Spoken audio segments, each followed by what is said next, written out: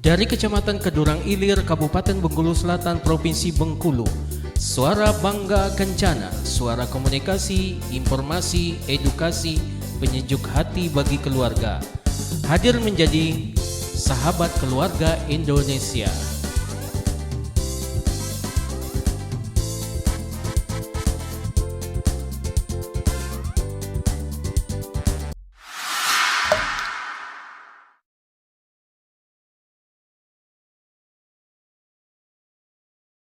Assalamualaikum warahmatullahi wabarakatuh.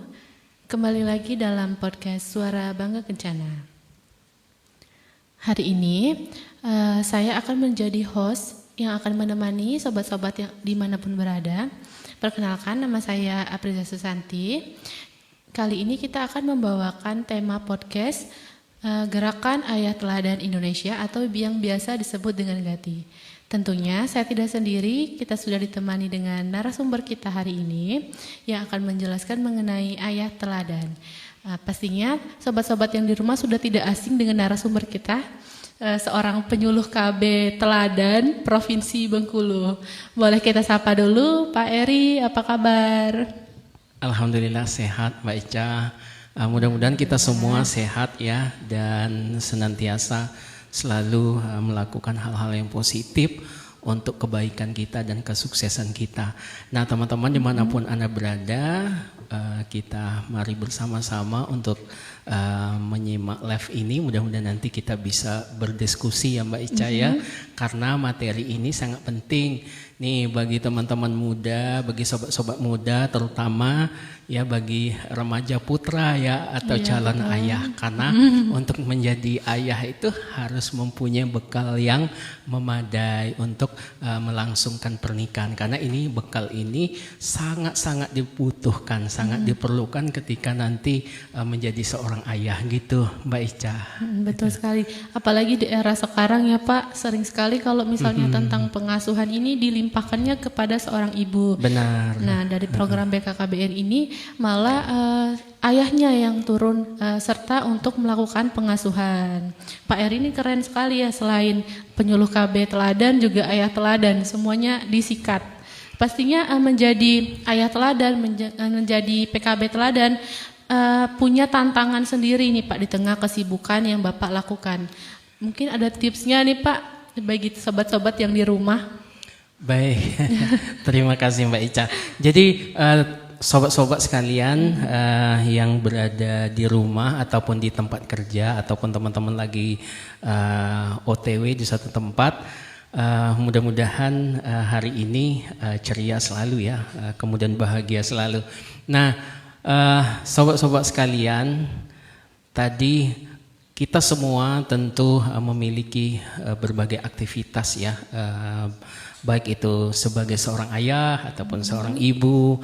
Nah, tentu di sini kita mempunyai skala prioritas yang mesti harus segera kita kita lakukan ya Mbak Ica ya. Untuk apa? Untuk semuanya proses agar kita menjadi lebih baik. Di antaranya selalu mengupgrade diri ya, upgrading ya.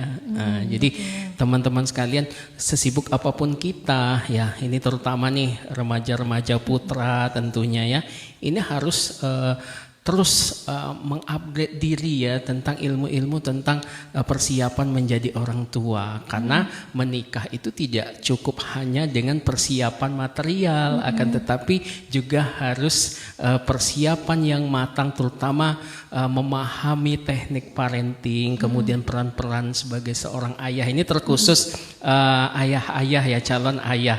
Karena tema hari ini kita adalah GATI ya, Gerakan Ayah Teladan Indonesia, atau kerennya GATE, Gerakan Ayah Teladan. Jadi seperti itu Mbak Ica.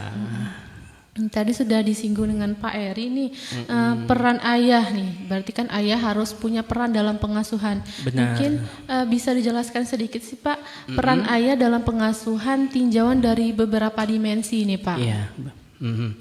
Yang pertama, teman-teman, mungkin banyak teman-teman nih bertanya-tanya nih sebenarnya ini materinya apa, ini program apa ya? Betul. Ini adalah program terbaru ya dari Bapak Menteri Kemenduk Bangga atau BKKBN yang baru-baru ini meluncing salah satunya quick win beliau adalah Gerakan Ayah Teladan Indonesia. Nah, tentu kita pengen tahu sebenarnya sudut pandang apa, dimensi apa sih yang harus diperhatikan ya ketika kita sudah menjadi seorang ayah.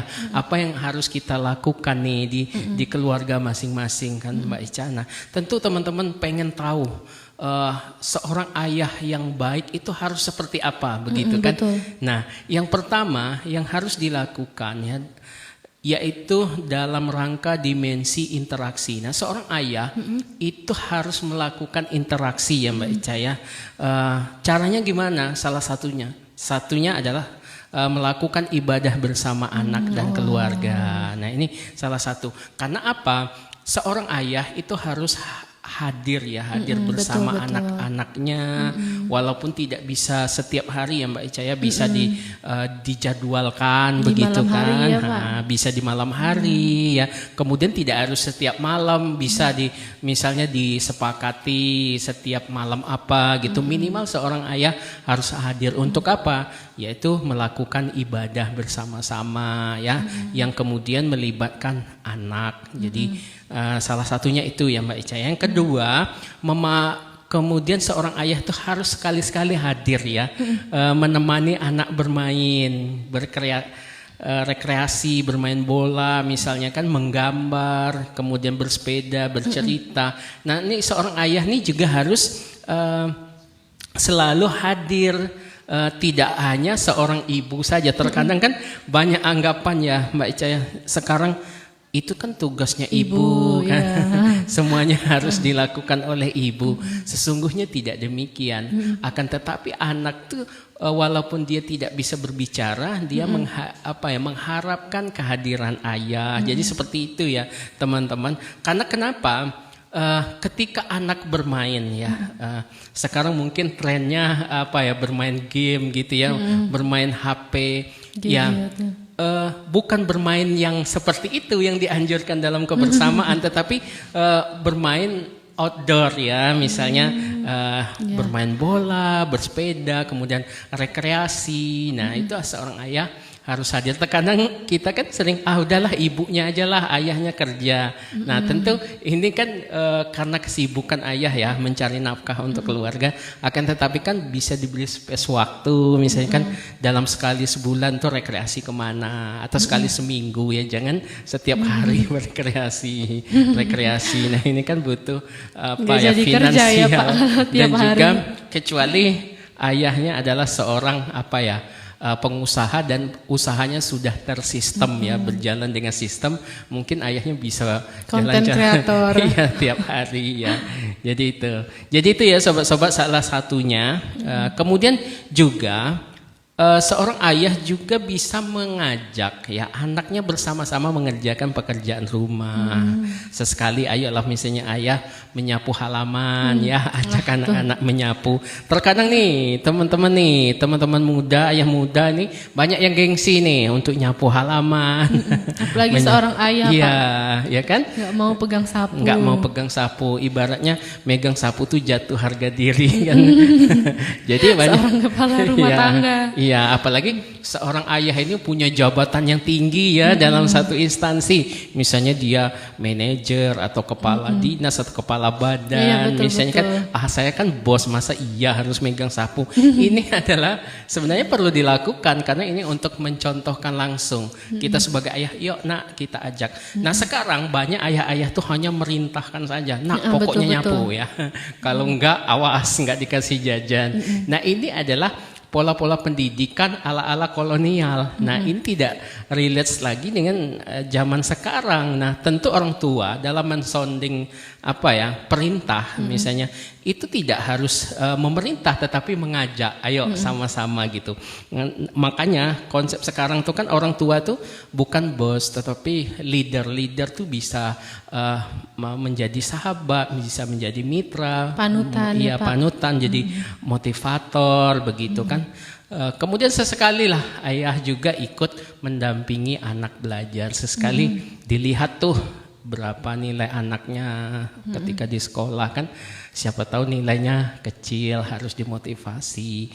Tidak semerta-merta semua diberikan kepada ibu. Iya kalau ibunya seorang yang full time bisa di rumah. Kalau ibunya juga bekerja, nah ini tentu peran ayah tuh sangat dibutuhkan Betul. dalam proses ini. Jadi seperti itu Mbak Ica. Ya, tadi sudah disinggung tentang kebersamaan seorang ayah di rumah, dia harus meluangkan waktunya, makan bersama, melakukan aktivitas bersama. Ini sering sekali didengar di media sosial itu Pak, tentang fatherless nih. Ya. Fatherless. Sebenarnya peristiwa fatherless itu apa sih Pak? Baik, teman-temannya mungkin banyak yang bertanya ya, sobat-sobat dimanapun Anda berada. Apa tuh fatherless? Father itu kan bahasa Inggrisnya, kalau father itu ayah, less loss ya, loss. Artinya apa? Di sini kondisi di mana peran ayah itu tidak dirasakan, kehadiran ayah itu tidak dirasakan, baik karena adanya ayah tapi tidak ada peran, maupun mohon maaf ada yang anak-anak yang ayahnya sudah tiada kan, kemudian ada juga karena perceraian, kemudian ada juga karena kematian. Namun yang kita akan bahas hari ini adalah ada ayah tapi perannya tidak dirasakan ya, ada wujudnya tapi tidak ada perannya dalam keluarga. Pokoknya ya cari duit, pulang, tidur, kemudian pergi lagi, sehingga anak-anaknya tidak tahu ini ayah saya kayak sebenarnya mau kemana gitu, cari apa gitu, kok saya nggak tahu, nggak diajak bicara. Kan ada juga betul. ayah seperti itu ya. Kita tidak usah melangkah jauh, misalnya di desa kita lah kan ya Mbak Ica ya, sering terkadang orang tua tuh kan kalau sudah bekerja kemudian keluar malam kan, pulang sudah jam 2, jam 3 gitu kan, sehingga bangun mungkin sudah kesiangan, sehingga anak-anaknya semuanya pure diserahkan kepada ibunya. Sehingga ya kalau ibunya itu seorang wanita yang berpendidikan cukup ya, kemudian berpengetahuan cukup untuk mendidik anak. Bayangkan kalau ini terjadi di desa-desa, anak-anak itu berkembang ya sesuai dengan menjadi tuntutan budaya lokal. Artinya tidak terjadi proses pendidikan yang baik di sana. Dia belajar sendiri iya, ya Pak. gitu sobat-sobat sekalian ya. Jadi sebenarnya penyebab fatherless ini kenapa nih Pak?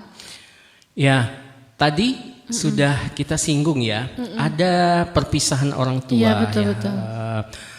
Kemudian ya kondisi ini tentu tidak semua fatherless itu disebabkan oleh ini.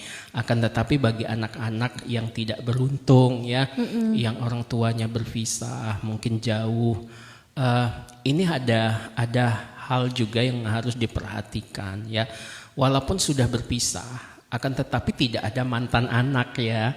Tetap ayah itu hadir untuk memberi support kepada anak-anak mereka walaupun sudah terjadi perceraian.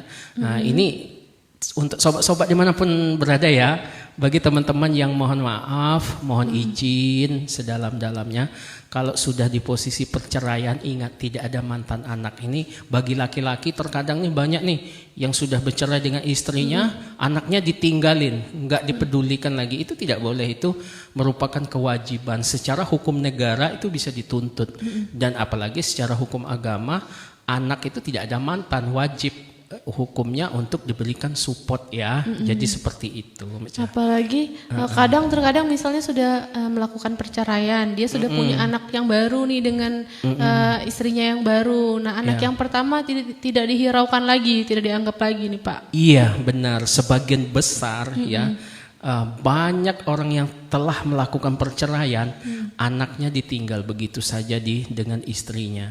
Sehingga ketika sudah punya istri baru, punya anak baru, anak yang di istri pertama tidak dihiraukan lagi. Ini kesalahan fatal. Karena kenapa? Tadi kembali lagi tidak ada mantan anak. Anak itu benar-benar milik kita selamanya. Itu orang tua juga harus terlibat. Ini bagi anak-anak yang kurang beruntung ya. Jadi sobat-sobat dimanapun berada, tadi mohon izin ya bagi teman-teman yang sudah ayahnya sudah tiada, tidak mengecilkan hati bagi teman-teman sobat-sobat yang tidak memiliki ayah. Tetap peran ayah ini nanti juga akan diambil oleh orang-orang terdekat. Ya misalnya kakak ibu yang laki-laki, ada ibu yang perempuan, so kita semua saling rangkul untuk sama-sama mengambil peran itu. Sesungguhnya terkadang ibu itu juga terkadang bisa sekaligus berperan sebagai ayah, akan tetapi tentu akan berbeda. Setidaknya anak-anak yang ayahnya sudah tiada, ini menjadi motivasi bagi kita semua ya, untuk tetap orang-orang terdekat ya untuk mengambil peran itu, setidaknya kalau tidak bisa full ya setengahnya atau sebagian dari hidup mereka. Jadi seperti itu Mbak Ica. Jangan sampai peran ayah hilang beneran ya Pak ya. Jadi itu sobat-sobat. Kemudian juga ada fatherless ini terjadi karena keterlibatan pekerjaan ya. Kemudian ayah terlalu sibuk bekerja, sehingga secara fisik dan emosional tidak hadir untuk keluarga. Terlalu sibuk atau terlalu jauh lokasi LDR-an mungkin. Iya, lokasi tempat kerjanya. Ini untuk sobat-sobat nih yang calon ayah atau yang sudah menjadi ayah muda ya. Walaupun kita bekerja jauh, setidaknya ada space waktu kita untuk video call dengan anak seperti itu. Tidak menjadi alasan ya, karena di sekarang sudah zamannya teknologi informasi, sudah canggih ya Pak. Sudah canggih, pakai video call, pakai aplikasi, semua bisa dilakukan ketika ayah-ayah berada di luar kota, misalnya bisa berkomunikasi dengan anak sejenak untuk secara daring begitu ya. Jangan menjadi alasan saya kan jauh nggak perlu. Jadi tidak begitu konsepnya. Ternyata kalaupun jauh, anak-anak tetap pengen berkomunikasi dengan ayahnya. Jadi seperti itu Mbak Ica. Tadi sudah kita singgung nih penyebab dari fatherless itu sendiri. Kemudian kenapa sih tadi karena perceraian, kemudian jauh mungkin bapaknya atau mungkin tadi sibuk. Nah, ada nggak sih Pak dampaknya terhadap anak? Misalnya dia kurang kasih sayang. Misalnya ibunya full nih kasih sayangnya, tapi bapaknya cuek. Nah, ada nggak sih dampaknya untuk anak? Iya, ini peristiwa seperti ini, fenomena seperti ini banyak ya terjadi. Apalagi kita adalah Indonesia, pada umumnya menganut budaya patrilineal ya, yang dimana beranggapan bahwa ranah domestik itu adalah tugas ibu, sehingga terjadi semacam doktrin bahwa seorang ibu itu bertanggung jawab dapur, kasur, sumur. Jadi ini masih terjadi walaupun kita sudah di zaman Gen Z ya sekarang ya. Gen Alpha. Tapi masih ada juga yang pola pikirnya belum alfa ya. Ya, tetapi ini menjadi tantangan kita semua, selalu memberi informasi dan edukasi untuk semua ya, bahwa dampak ketika ayah tidak hadir dalam proses pendidikan anak, maka yang akan terjadi pertama adalah masalah psikologis dan emosional. Jadi anak dapat mengalami perasaan marah, minder, rendah diri, atau kurang percaya diri. Nah, ini tentu dialami oleh teman-teman yang walaupun sesungguhnya dia ada, ayahnya masih ada, tetapi karena jauh ya, terkadang posisi ini membuat anak jadi minder ya. Kenapa sih di saat saya melihat orang-orang bersama ayah ternyata saya tidak bisa. Kemudian ada perasaan marah, kecewa begitu. Nah, bagi ayah yang jauh boleh lakukan komunikasi dengan media sosial ya Mbak Ica. Tidak harus kita pasrah dengan keadaan gitu. Kemudian anak yang kehadiran ayahnya kurang, percaya dirinya lebih rendah. Kenapa? Ternyata semangat dan support ayah ya dalam meraih prestasi bagi anak itu sangat dibutuhkan. Kenapa? Support itu adalah bagian dari energi yang dibutuhkan oleh anak ketika dia menjalani aktivitas sehari-hari. Kan pernah kita dengar, lihat tuh ayah saya. Tahu nggak kamu ayah saya kerja di mana? Terkadang anak bangga gitu dengan posisi ayahnya. Tahu nggak ayah saya kerja di mana? Ayah saya petani loh, petani kan. Ada juga. Karena apa? Ayah tuh menjadi sosok yang bisa diandalkan gitu, nah kan? Misalnya dia ada masalah, biasanya anak-anak tuh kalau misalnya masalahnya berat, larinya ke ayah. Kalau ada ancaman, ayah. Nah ini perlindungan. Kalau dalam 8 fungsi keluarga itu kan ada fungsi perlindungan kan, karena fungsi perlindungannya sebagian besar akan dihandle oleh ayah. Jadi seperti itu Mbak Ica. Ya. Kepada sobat-sobat di rumah yang mau bertanya boleh di drop di kolom komentar ya, nanti akan dijawab oleh narasumber kita. Ada Ibu Sri Winarni juga ya, nyimak bos. Oke Bu, terima kasih sudah bergabung ya Ibu Sri, apa kabar? Kemudian ada siapa? Toko Pupuk Jaya Maju.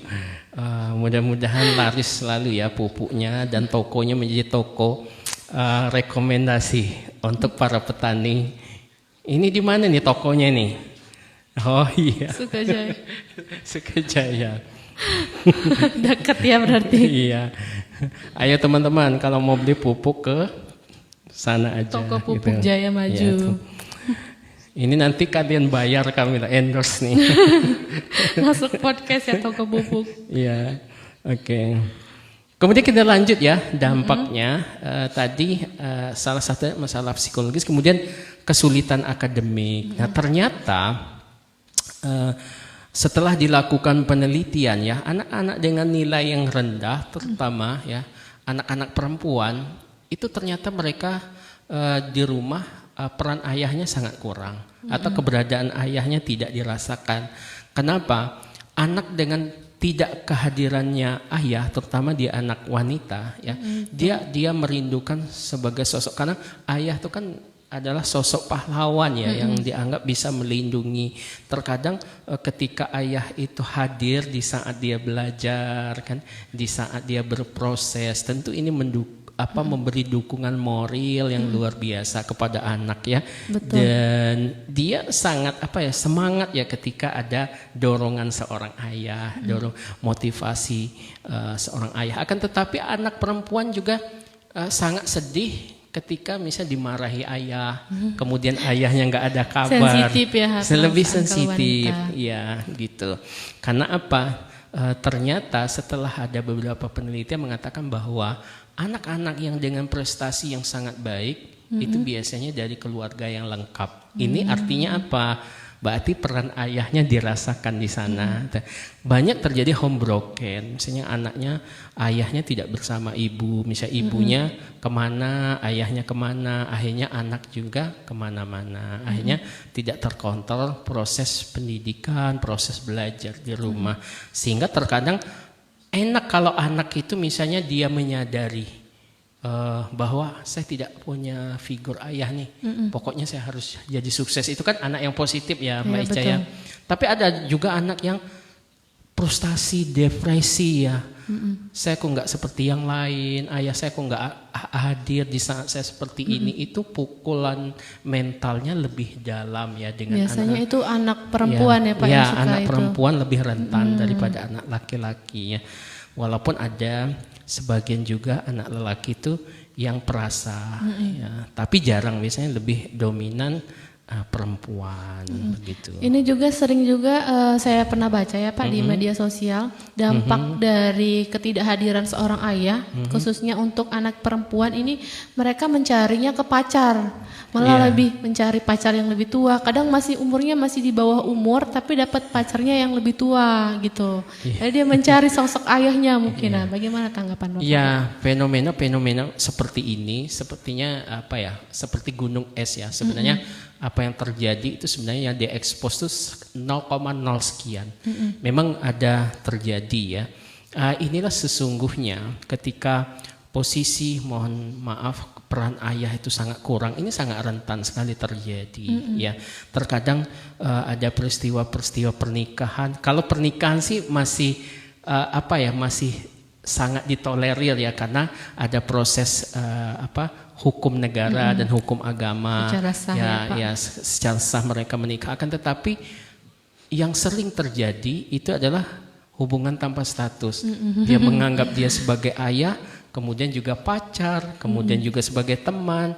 Nah, ini tidak bisa, terkadang terjadilah peristiwa yang tidak diinginkan. Kadang terjadi kekerasan ya, kemudian perdagangan anak, kemudian ini adalah salah satu bagian salah satu yang menyebabkan terjadinya kondisi ini. Nah, ini kita sebagai orang tua, terutama ayah ya, ketika kita tidak mampu memberikan sesuatu kepada anak perempuan, misalnya gini nih, kita punya anak perempuan baru remaja ya, misalnya mungkin dia minta belikan HP yang terbaru. Nah, kita tidak selalu harus memberikan, tapi kita jelaskan pemahaman kebutuhannya untuk apa. Kemudian ini sudah relate belum dengan kebutuhan kamu.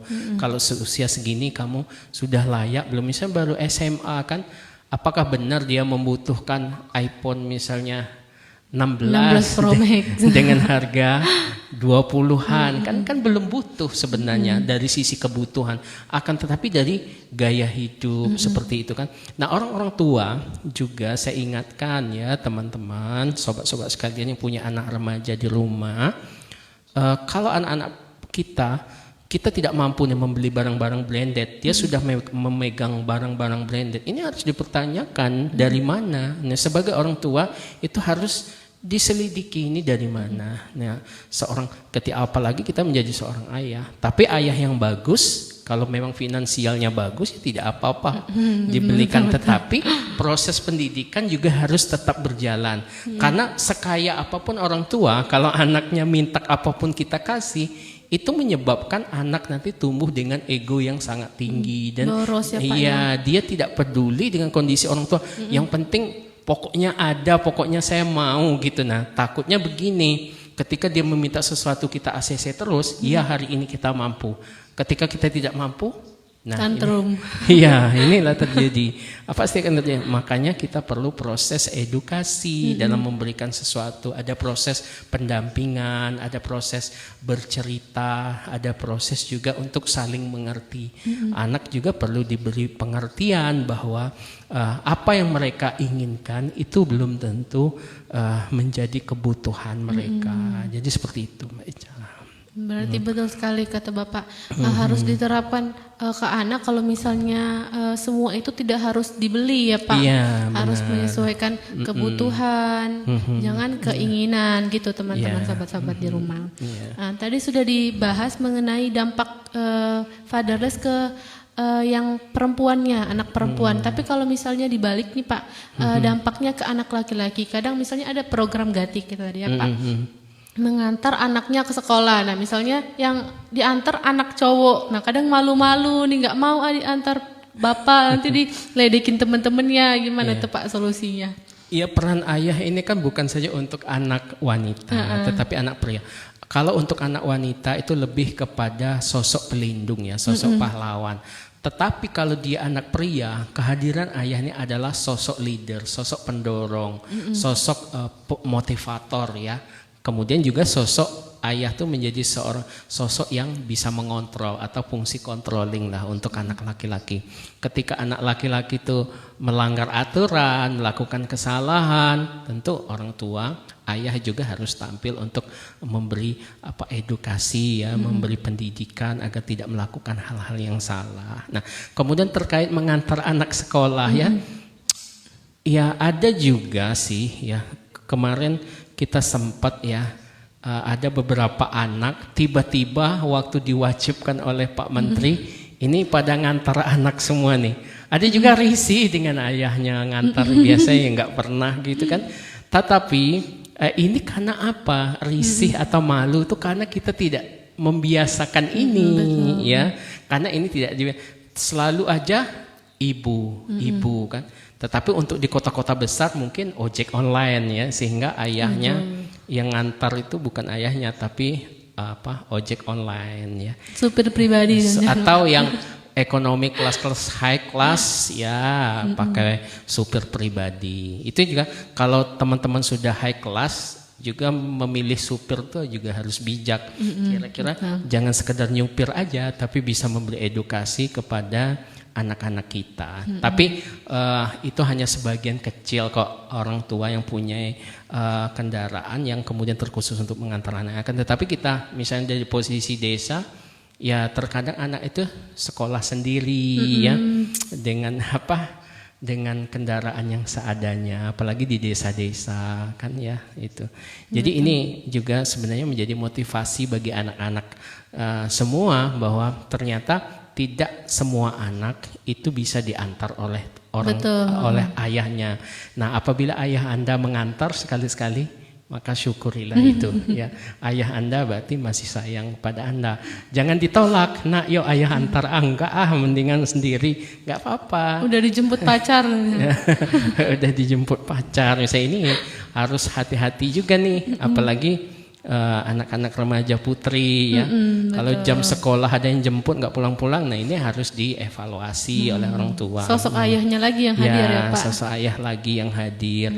Akan tetapi sebenarnya sosok ayah ini adalah penguat misi dan visi ibu sesungguhnya, penegas gitu. Bukan berarti ayah punya visi misi sendiri, tidak begitu konsepnya. Misalnya ibu menyuruh anak disiplin, biasanya kan kekuatan ibu, power of the emak itu kan hanya ngomel-ngomel aja ya. Terkadang ngomelnya nggak berkualitas ya, ngomong merepet nggak tahu.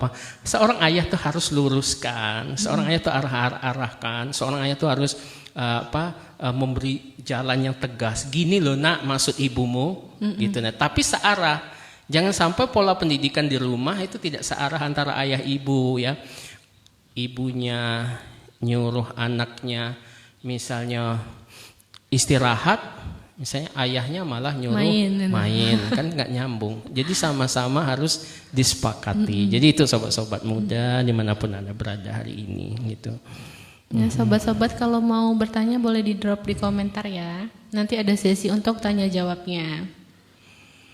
Tapi memang benar sih Pak, kalau misalnya kalau dinasehatin seorang ibu pasti ngomongnya apa sih ibu ngomel-ngomel gitu. Tapi kalau misalnya sudah ayah yang ngomong pasti langsung merenung seorang anak itu.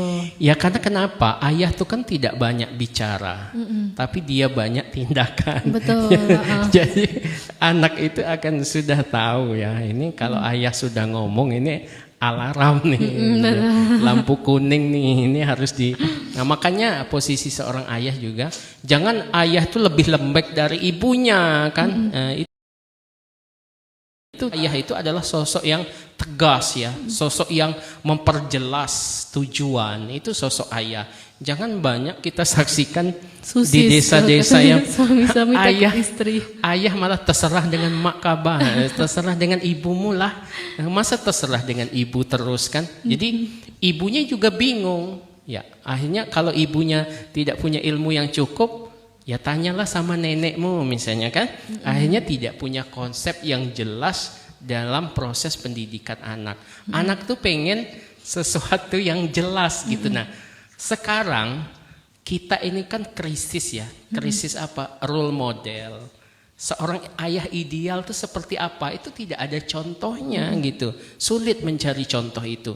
Terkadang begini, banyak orang tua tuh pengen anaknya tidak merokok. Loh, tetapi orang tuanya merokok, bagaimana mengedukasinya? Benar-benar tidak punya kekuatan gitu. Misalnya, nak, janganlah rokok seperti ayah, adalah jangan banyak omongan ayah aja merokok gitu. Jadi sebenarnya perbuatan itu lebih tegas daripada ucapan gitu. Nah, ya. Kalau bagian ceramahkan biarlah ibu-ibu, tapi bagian yang mempertegas itu ayah. Jadi begitu ya sobat-sobat dimanapun Anda berada. Itu ada dari Bu Seminar nih ya. Alhamdulillah baik Om bosku. Sehat, semangat luar biasa. Semangat luar biasa. Waduh, sekarang udah jadi bos ini. Ini ada pertanyaan nih Pak dari Cindut. Katanya gimana caranya agar kita bisa lebih dekat sama ayah? Kadang malu apalagi udah di usia remaja nih Pak. Iya benar. Tentu kedekatan dengan seorang ayah, apalagi remaja putri itu harus ada fasenya ya. Ketika fase itu belum remaja, di bawah 12 tahun, tentu kedekatan itu bisa juga didefinisikan kedekatan sentuhan fisik ya. Karena apa? Definisi kedekatan itu terkadang kita sering mendefinisikan hanya dekat fisik aja, tetapi secara psikologis, secara komunikasi juga terkadang kurang terbina dengan baik ya. Nah, anak-anak remaja ya banyak kita tidak pungkiri ya, apalagi di desa-desa, apalagi dimanapun, itu anak remaja, anak perempuan tuh sungkan sekali untuk ngobrol dengan ayah, bahkan menghindari ayahnya sendiri. Apalagi gitu, kalau udah dewasa Pak. Iya, apalagi sudah dewasa. Misalnya kan dia ada masalah, seharusnya anak yang merasa bahwa dia memiliki sosok figur ayah yang bisa memberi solusi, pasti dia curhatnya ke ayah, ada apa-apa ayah kan. Tetapi tidak, pada saat ini anak-anak tuh lebih nyaman ke ibu, terkadang juga tidak dengan ibu, kadang dengan teman-temannya. Oke lah kalau teman-temannya positif bisa memberikan solusi, tapi kalau teman-temannya pergaulannya tidak baik, nah ini yang akan mengkhawatirkan. Ya, nah tipsnya adalah bahwa bagi ini untuk ayah ya, bukan untuk remajanya. Seorang ayah kalau anaknya sudah remaja itu tentu kedekatan komunikasi yang perlu dibangun, kedekatan emosional ya. Kemudian kedekatan itu dibangun dengan sering bertanya kepada anak remaja. Kamu gimana prosesnya belajar sekolah? Ada kesulitan enggak? Kemudian ada cerita apa di sekolah? Misalnya kan itu memang ayah tuh harus bertanya gitu. Karena anak-anak sekarang tuh jarang, tidak seperti anak-anak zaman dahulu ya. Kalau anak zaman dahulu tuh sama orang tua itu ya tegur sapa tuh duluan gitu. Nah, kalau anak-anak sekarang itu kalau yang HP. Ya mereka tidak fokus dengan orang tapi fokus dengan HP-nya begitu kan. Terkadang kita tegur aja, terkadang tidak merespon kan. Ya beda. Tetapi ini tergantung bagaimana seorang ayah di dalam keluarga itu membuat sebuah sistem, membuat sebuah pola di mana bagaimana anak-anak ini bisa cerita gitu. Kalau misalnya kita anak ya, misalnya anak saya gitu, dia nyerocos saja sendiri cerita, karena mungkin dia merasa aman ya. Apalagi kalau sudah berbicara kalau kekurangan uang, itu pertama sekali itu minta. Semua masyarakat Indonesia itu Pak. Minta ya gitu. Jadi itu. Jadi pertama kedekatan lakukan komunikasi secara berkala dan tanyakan kebutuhan anak-anak, kemudian apa yang menjadi kendala sehari-hari, apa progres, suruh dia bercerita apa yang ingin diceritakan. Jadi anak-anak itu memang perlu diberi stimulasi. Terkadang banyak orang yang menghindari ayahnya ya, ketika pulang anaknya bukan bahagia tetapi pada kabur semua. Ayah pulang. Jadi seperti itu kan. Kalau anak yang tidak dekat dengan ayahnya, kadang bahkan menghindari nih wah jam 4 ayah pulang nih, saya pergi. pergilah gitu kan, males lihat ayah. Wah kalau kondisinya sudah seperti ini alamatnya tidak baik untuk apalagi remaja putri kan. Nah sobat-sobat ayah-ayah dimanapun berada ya, terutama ayah yang muda dan calon-calon ayah nih, ini jadi pengetahuan kita bersama bahwa ketika sudah anak menginjak remaja perlu dilakukan komunikasi secara berkala. Awalnya boleh semua terlibat ya, ibu juga terlibat, nanti lebih dipersempit lagi, coba dulu. Terkadang perlu juga sih ayah-ayah misalnya sesekali ayah mengajak anak makan gitu kan, ayah aja gitu kan. Sekali-sekali, jangan ayah terus misalnya setiap keluar dengan ayah kan enggak. Artinya sekali-sekali gitu nah. Coba ajak anak remajanya misalnya jalan, apa makan gitu atau belanja begitu nah. Tapi tidak on time terus gitu, tetapi ada kalanya gitu. Itu adalah salah satu strategi yang bisa dilakukan untuk melakukan pendekatan dengan anak-anak remaja. Terkadang anak remaja tuh dia tuh mau cerita dengan ayah tuh, apalagi ayahnya kudet ya.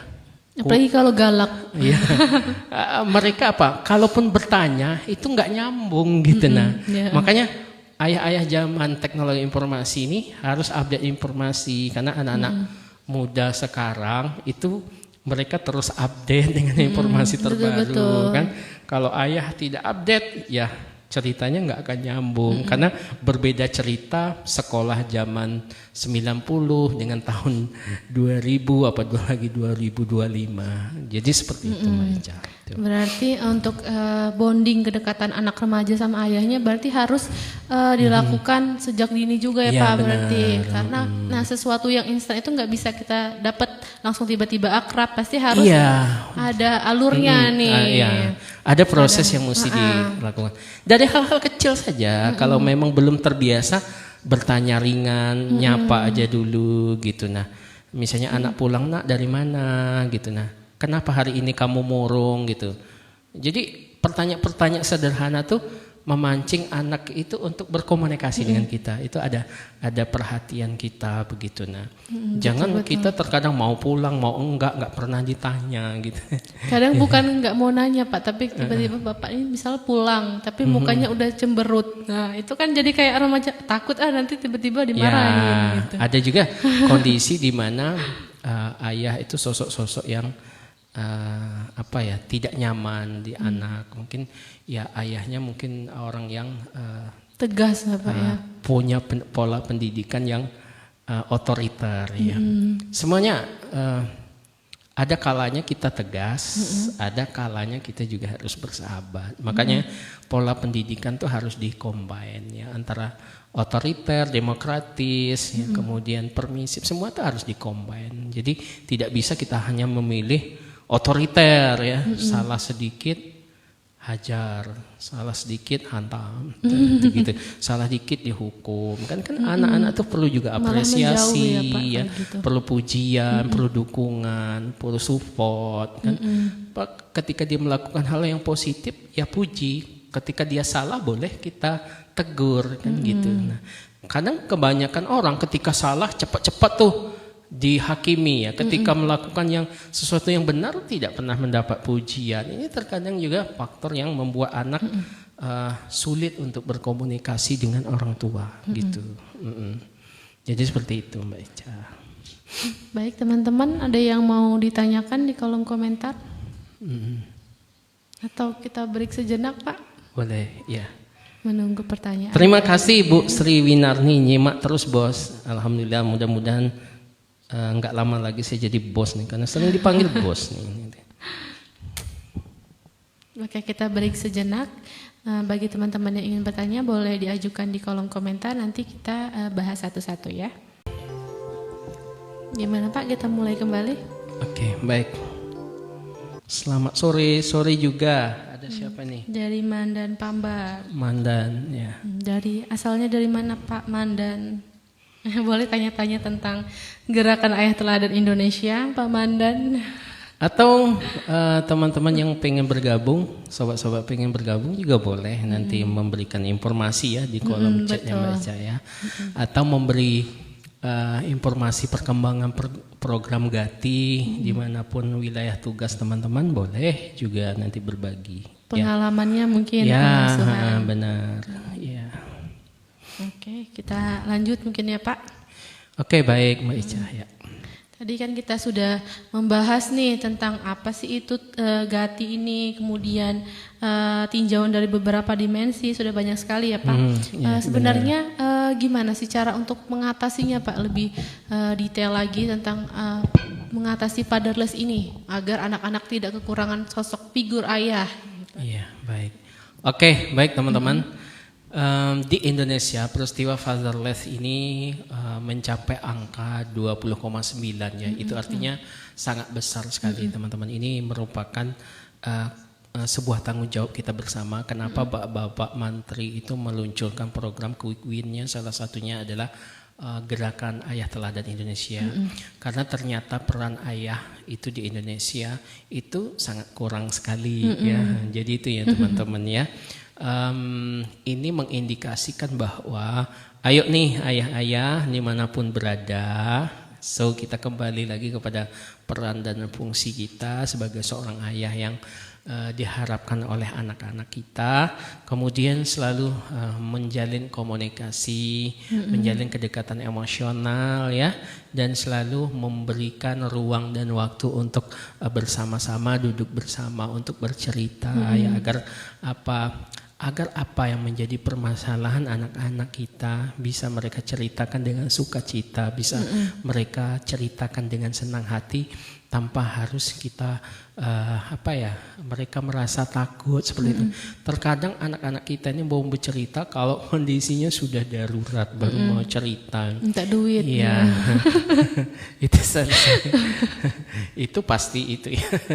Kemudian juga biasanya anak-anak ini darurat itu misalnya gini, sudah terjadi ancaman yang berat ya baru mau cerita, sudah dalam keadaan hamil di luar nikah baru mau cerita. Inilah perlu orang tua, walaupun anak tidak mau cerita, maka ciptakan kondisi di mana anak-anak kita mau berkomunikasi dengan nyaman dan senang hati gitu. Nah, terkadang anak-anak tuh ketika dia sudah nyaman dia akan bercerita sendiri dan tidak perlu ditanya juga, dia nyerocos saja sendiri apa yang dia kerjakan kan seperti itu. Kemudian tentu ada beberapa solusi dengan kondisi peristiwa fatherless ini, diantaranya adalah tentu menguatkan kembali ya keterlibatan kedua orang tua. Artinya keduanya, jangan berarti nanti salah pemahaman ya, mentang-mentang peran ayah terus ibunya istirahat ya. Gantian gitu. Enggak terlibat lagi dalam proses pendidikan. Bukan seperti itu konsepnya, akan tetapi secara bersama-sama, walaupun program ini adalah gerakan Ayah Teladan, akan tetapi artinya ketika ayah sudah mengambil peran ya ibu tetap juga mengambil peran. Artinya seperti itu. Kemudian yang kedua, memberikan waktu yang berkualitas. Nah, kemudian ayah itu kan harus meluangkan waktu ya untuk berinteraksi, untuk bermain dan mendengarkan anak. Sediakan waktu, space waktu. Jangan kita menjadi ayah yang egois, yang tidak walaupun sesibuk apapun kita ya, mungkin ayahnya mungkin seorang bisnismen ya, atau pekerja keras, ada job desk yang sangat banyak yang perlu dilakukan ya. Misalnya mungkin 24 jam itu hanya 4 jam istirahat, tentu adalah satu hari space-nya beberapa jam untuk anak gitu, untuk bersama-sama bermain ya, kemudian mendengarkan cerita-cerita, atau satu waktu seorang ayah juga bisa bercerita dengan anak-anak kan ya, seperti itu. Kemudian ayah tuh menjadi sosok figur yang menjadi contoh ya. Kalau menjadi contoh itu sangat berat ya. Levelnya lebih tinggi dari memberi contoh ya. Kalau memberi contoh mungkin gampang, tapi kalau menjadi contoh ini sebuah tantangan yang harus terus dilakukan. Karena kenapa? Hari ini banyak orang yang bisa memberi contoh, banyak orang yang bisa memberi keterangan secara teoritis ya, tetapi secara praktisnya terkadang tidak tidak maksimal ya gitu. Nah, Betul. Kadang mau anaknya jadi anak yang sukses, mau kayak gini-gini, tapi memberi contoh nggak ada ya Pak. iya. Ya, jadi seperti itu sobat-sobat sekalian. Itu ada pertanyaan Mbak Eca, ada masuk Ini di kolom tadi komentar. dari Mandan, kami dari Merangin Jambi, dari Balai Penyuluh KB. Dari Jambi, Jambi, ya. jauh Salam sekali. kenal ya Jambi. Gimana program Gatinya di sana? Mudah-mudahan sukses ya. Salam juga ya buat teman-teman penyuluh di Jambi dan semua kru-kru balai di Jambi ya. Tentunya sukses selalu ya. Ini ada pertanyaan Pak dari Azari Ari, katanya gimana program Gati bisa kita sosialisasi kepada calon ayah muda sekarang? Ya, bukan lagi bisa. Ayo kita berlari untuk program ini. Dan ini di Balai Kedurang Ilim sudah melakukan kegiatan sosialisasi sekitar bulan berapa kemarin Mbak Ica ya. Kita panggil itu semua kepala desa loh. Iya, kita pernah memanggil semua kepala desa untuk mensosialisasikan program Gati. Kenapa kepala desa? Pertama, kepala desa itu kan pengambil kebijakan dan pengguna anggaran di desa.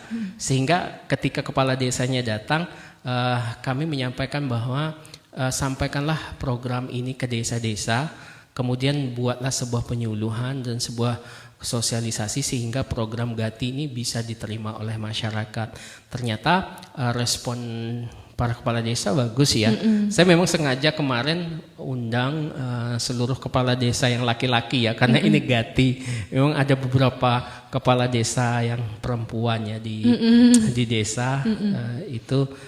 Tetap kami panggil cuman sekretaris desanya. Nah, silakan ya teman-teman, kita bisa bersharing, berbagi dan juga saling memberi informasi tentang program-program di sana. Harapannya nanti silakan teman-teman di Jambi boleh ya kalau mau bergabung, tapi tolong DM kami kapan bisa dialog dengan kami. Nanti akan kami jadwalkan.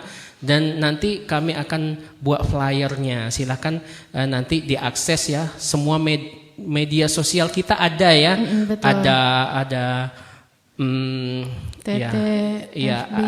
ya gitu. Semua platform media sosial kita punya ya itu. Baik di YT ya, semua juga ada. Kemudian juga bisa langsung DM dari Pak Mandan. Boleh. Nanti gini ya teman-teman di Jambi yang pengen kami wawancarai. Nanti boleh kita saluran TikTok nanti live dan recordnya bisa disaksikan juga di YT ya teman-teman, silakan. Kedurang Bengkulu Selatan, betul. Kedurang Bengkulu Selatan ya apa nih? Bangka.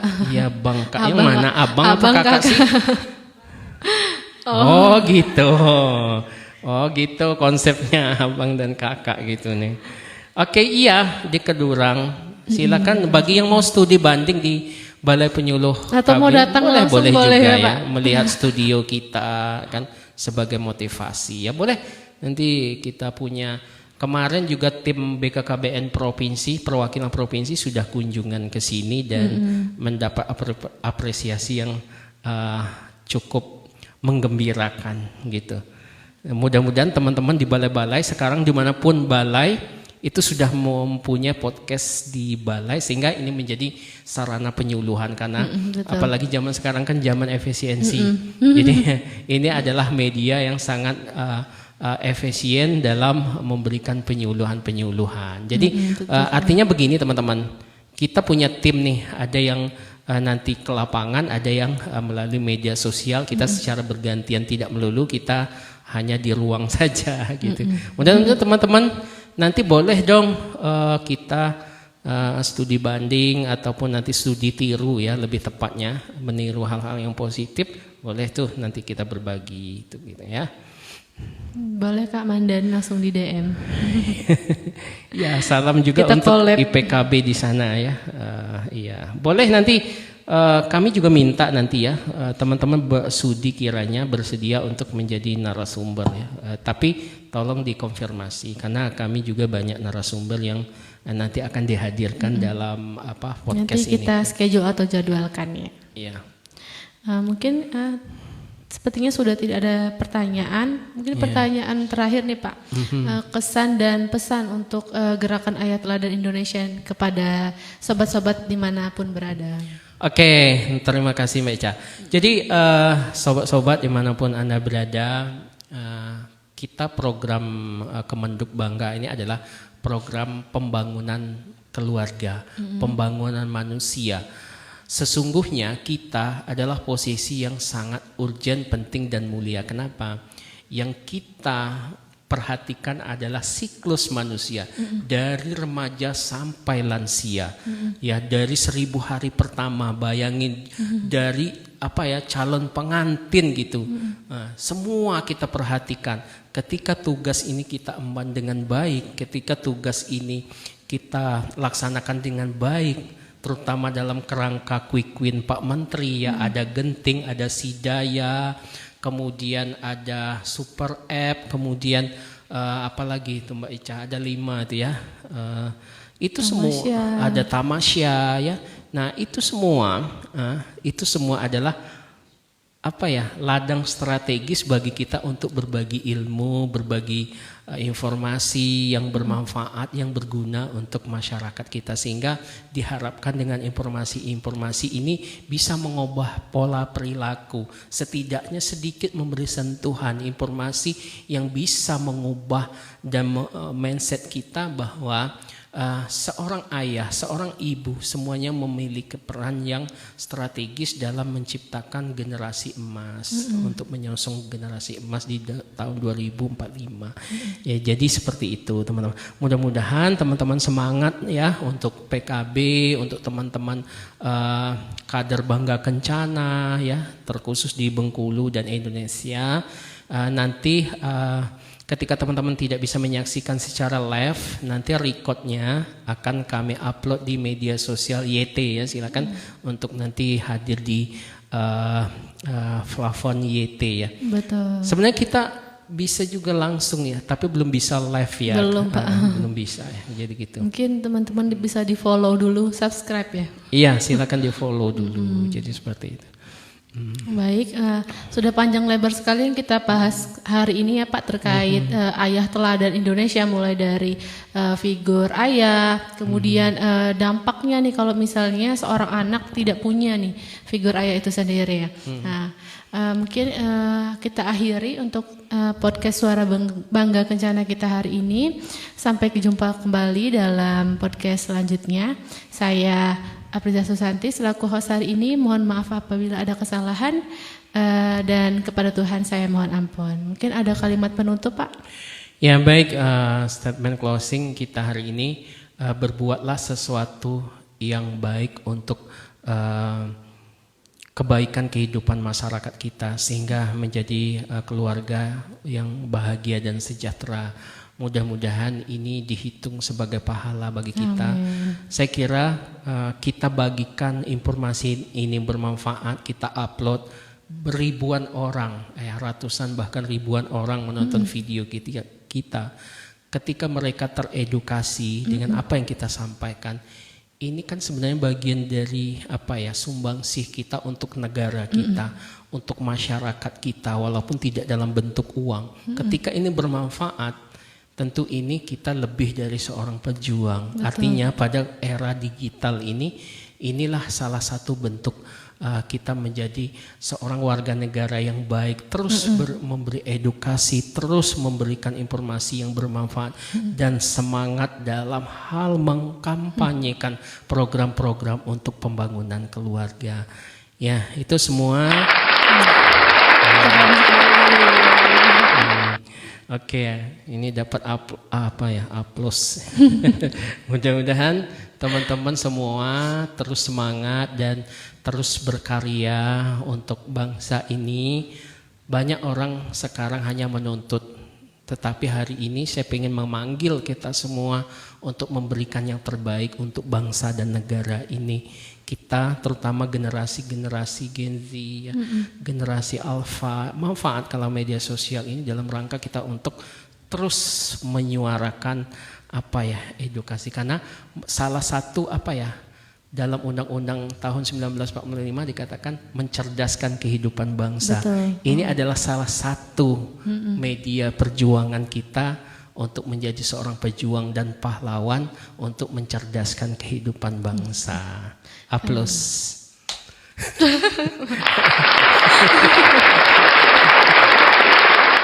Jadi itu Bu Winarni, karena operatornya lagi bengong jadi aplausnya Manual. agak terlambat. Baik. Jadi nanti Bu Winarni silakan untuk bergabung juga ya. Nanti di DM aja kapan bisa, nanti ajak teman-teman di sana untuk bergabung gitu. Ya. Baik, lebih dan kurang saya mohon maaf. Wabillahi taufiq wal hidayah. Wassalamualaikum warahmatullahi wabarakatuh. Waalaikumsalam warahmatullahi. Sampai jumpa lagi. Dadah.